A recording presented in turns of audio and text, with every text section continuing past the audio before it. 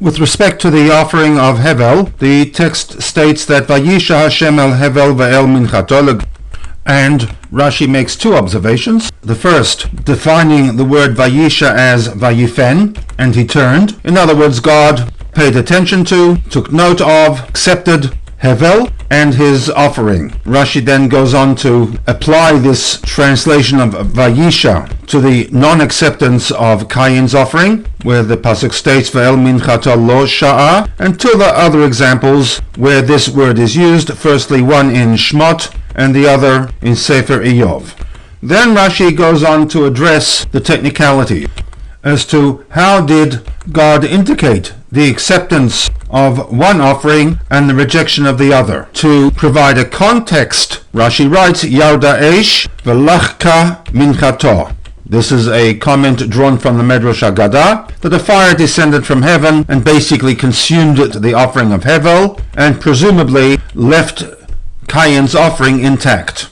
And in this way, possibly Rashi is justifying the sequence as recorded by the text of 1, 2, 3, and 4 rather than 1, 2, 4, and 3, because it was only after the acceptance of Hevel's offering, as it was consumed by this fire that descended from heaven, and the leaving of Kayin's offering intact, that Kayin realized that his offering had been rejected by God.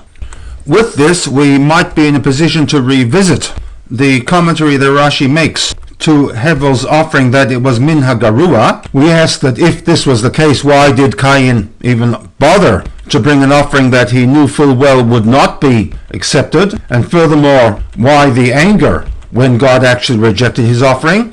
It might be suggested that the focus of these four events goes beyond the listing of the sequence of the two offerings and their acceptance and rejection, but more so on the sin of Kayin subsequent to that rejection. We will discuss shortly why Kayin's offering was deemed to be garua. Nevertheless, initially from the standpoint of Kayin, he felt that his offering should have been accepted by God.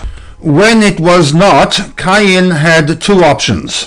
One option was that he could have acknowledged his mistake, the shortcomings of his offering, resubmitted his offering in such a way that it was not garua. With this scenario, we would have Kayin accepting responsibility, and in doing so God would have accepted his offering. Unfortunately, this was not the path that Kayin elected to take. In fact, just the opposite. Upon the realization that his offering was rejected, we are told that Vayicha Kayin ma'od. He, Kayin, becomes extremely angry. Angry at God for not accepting his offering, which then translated into jealousy, leading to the death of Hevel. Accordingly, we now have a more nuanced outcome of the sequence of events, one that is less focused upon the offering, but rather upon Kayin's lack of remorse and the aftermath of his not taking responsibility for his actions. This reading of the text then justifies God's subsequent discussion with Kayin, in which he tells him that im teitiv, if you do good, in other words, if you undertake and acknowledge your shortcomings in this matter, then se'et, you will be forgiven. However, if you do not, you must realize that you are on the edge of a slippery slope that will lead you ultimately to fall into the control of the Yetzer Hara. Lepetach chatat rovetz. He, the Yetzer Hara, lies in wait. Ve'lechat shukato. His desire is to take control of you. You, however, timshal ba, have the ability to control and rule him, the Yetzer Hara, should you teitiv, change direction and accept responsibility for your actions. And with this, we have addressed the three core questions. Firstly, if the offering of Kayin was substandard, why did he bother bringing such a korban? 2, if it was substandard, why was he so angry when it was rejected by God? And 3, the sequence of the narrative as presented by the text.